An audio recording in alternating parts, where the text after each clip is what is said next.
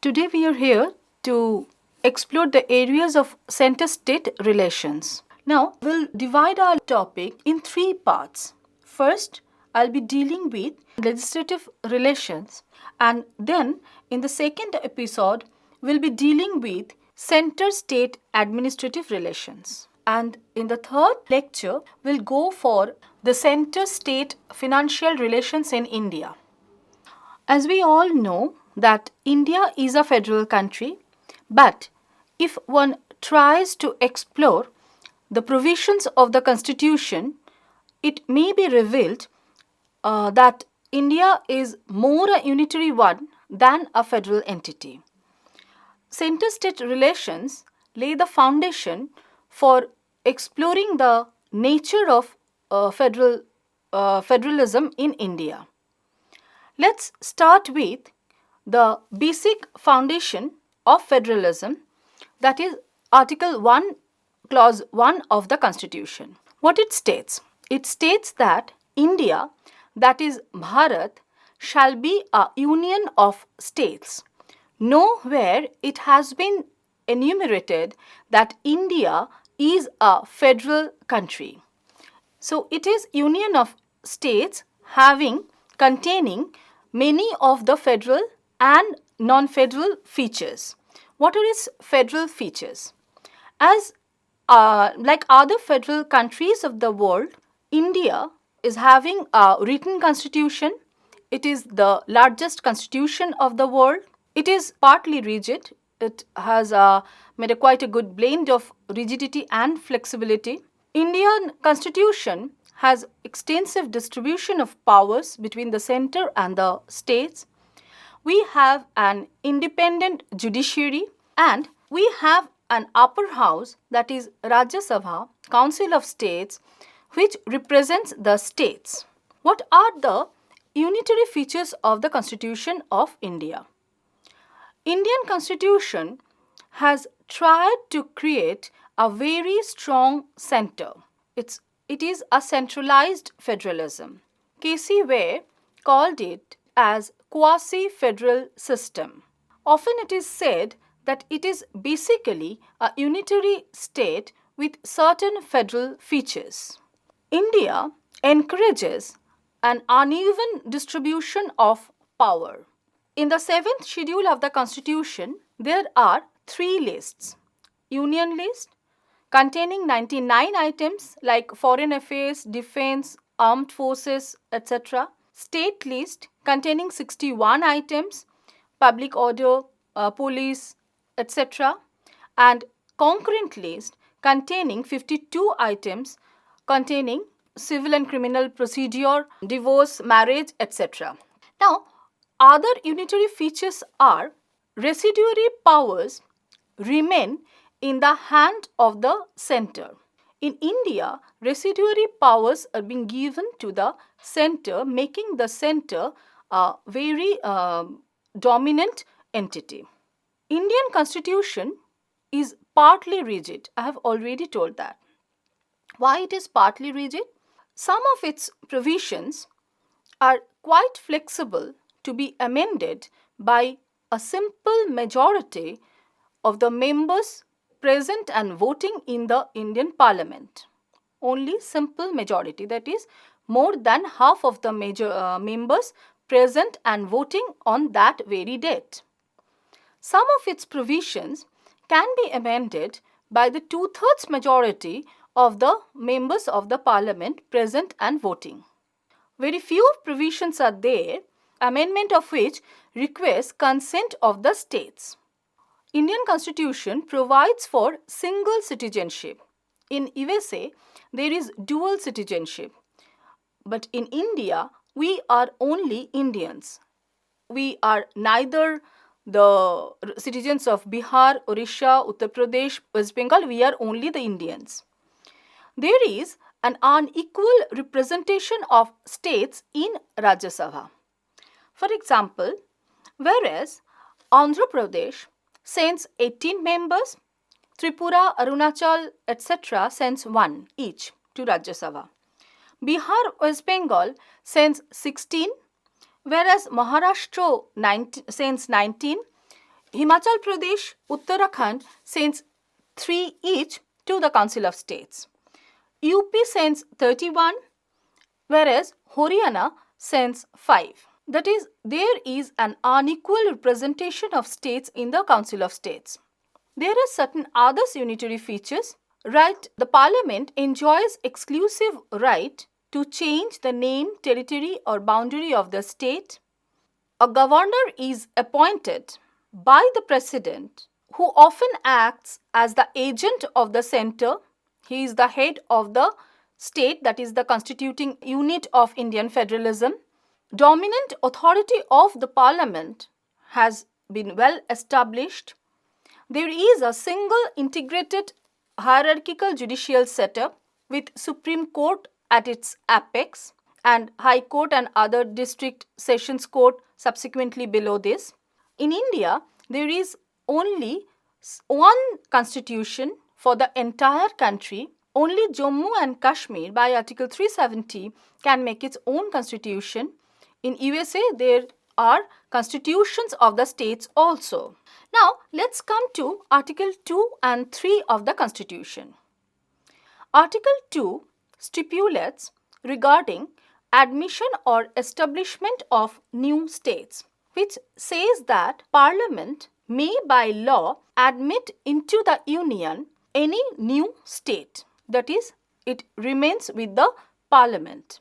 What Article 3 says? It says that Parliament enjoys exclusive right regarding the formation of new state and alteration of areas, boundaries, names of existing states. How it reads? Parliament may by law form a new state, increase the area of the state, diminish the area of a state, alter the boundary of a state, alter the name of a state. And how can it do this? Only by enacting a very simple law. It does not require any stringent procedure. Only the affected states are consulted. Now, the very word consultation never invites any mandatory allegiance to states' opinion. States' opinion may be taken, but centre is not bound to abide by that opinion. Let's come to Article 245. It says that Parliament can make laws for the whole of India, for the territory of the India or any part of it, whereas state legislatures can make laws which will be applicable within the jurisdiction of the state itself. Jurisdiction is fixed only for the centre, but there are number of provisions which allow the Parliament to make laws or to trespass in the jurisdiction of the states. Article 246. There are 3 lists. I have already said that. Union list containing 99 items, state list containing 61 items, and concurrent list containing 52 items. And this Article 246 stipulates that stipulates regarding the subject matter of laws to be made by the Parliament and by the legislature of the state. That is, Parliament will make laws in the items of the central list, that is Union list. State legislatures will make laws in the items of the state list, and there is another concurrent list in which both the centre and the states can make laws. But however, if there is any sort of conflict between the central and the state laws, central law shall be declared valid. Article 247. It provides for the power of the Parliament for the establishment of certain additional courts for better administration of laws made by the Parliament. As we have already discussed, Article 248, by Article 248, residuary powers of legislation have been given to the Parliament, that is, Parliament enjoys exclusive power in this respect. Article 249. It says that in the national interest that Parliament should make laws with respect to any matter enumerated in the state list, it shall be lawful for the Parliament to make laws for the whole or part of the territory of India. So, in national interest, quote unquote national interest, Parliament can make laws in the items of the state list. This is highly unfederal. Fortunately, it has never been implemented. Such a law shall remain in force for 1 year, for a period not exceeding 1 year. It can be renewed for another 1 year. However, for after expiration of that 1 year, that law shall cease to exist. She is to be in operation within next 6 months. Article 249 to Article 253 actually is not in the nature of normal federal essence. So, let's turn our eyes to Article 250. It tells about the power of Parliament to legislate with respect to any matter in the state list if a proclamation of emergency is in operation. Proclamation of emergency by Article 352. It is called national emergency. It can be declared by the President if there is any threat of external aggression, armed rebellion, and so on. So, in such a situation, Parliament can enact laws in any of the items of the state list. This law ceases to have an effect on the expiration of the period of 6 months after the proclamation has ceased to operate.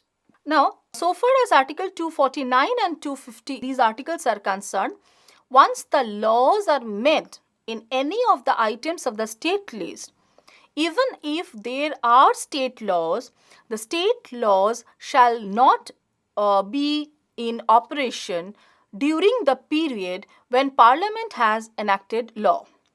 Article 251 says just this thing, that if there is any inconsistency between the laws made by the Parliament under Article 249 and 250, laws made by the legislatures of the state shall be declared invalid. Laws made by the Parliament shall prevail over the state laws. Article 252 enumerates the power of the Parliament to legislate for 2 or more states by consent and adoption of such legislation by any other state. Now, this power of Parliament extends to any other state also. Again, it is not conducive to form a federal state, federal country. Article 253. It calls for legislation for giving effect to international agreements. There are certain other provisions, especially the question of giving assent to bills. State legislature is empowered to enact laws in the items of the state list. Now, how these laws are enacted? There are 2 types of bills, ordinary bills and the money bills. So far as the ordinary bills are concerned, as well as the money bills, they go to the governor for his assent. In case of money bills, governor is bound to give his assent. But so far as ordinary bills are concerned, governor may give his assent or may withhold his assent. Say a bill is to be enacted which seems to the governor that it may be derogatory to the power of the High Court. He may reserve it. The bill may be reserved by the governor for consideration of the President, Article 201. Now, if the bill is reserved for the consideration of the President, what happens? It goes to the President for his assent. In case of central legislation, President is bound to give his assent. After 42nd Amendment, President was bound to give his assent without hesitation. But after 44th Amendment, enacted in the year 1978, President can send it back only for once. But after being reconsidered or without accommodating the suggestion of the President, if it again comes back to the President, he is bound to give his assent in case of central legislation. There is no such limitation for the President in case of the bills sent by the governor, which is duly approved, even if it is duly approved by the state legislature. There are a number of bills which are still pending with the President. Actually, Indian Constitution historically has taken most of its things from Westminster model. Historically, India was a unitary state. It was known as British India. Unlike USA, which adopted the model where separate units joined together, in India, the unitary structure was segregated for some political reason. It had some political equation. In pre-independent India, there were three major forces: INC, Indian National Congress, Muslim League, and princely states. All these three forces were eager to have a good share of power in the central government. Therefore, the statesmen, the framers of the Constitution, came out with a unique compromise, with a unique system of federalism where there is a strong center and very weak state units. Why it was so? Actually, they were afraid regarding the unity and integrity of the nation. Therefore, what the framers of the Constitution thought, that if bonding is strong, control is stringent, unity and integrity of the Indian Union will remain intact. But let's wind up with some very tricky questions. Is it really so?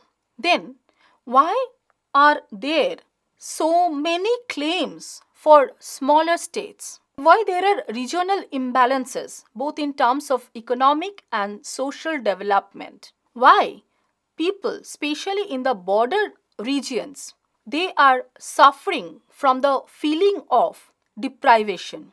Is it really the feeling of relative deprivation, or the deprivation is there? This is the fact. As we know that we have geographical variations, we have different historical experiences. So, was it proper to constitute India with a strong center, or further devolution of power to enable proper democratic decentralization would have secured integrity of the nation in a more accurate way? Now, all these things will be better explored when we'll discuss about administrative relations, that is, not only in during legislation but also while administering the country. Indian Union extend its control over the states, making the states actually dependent on the central unit of governance.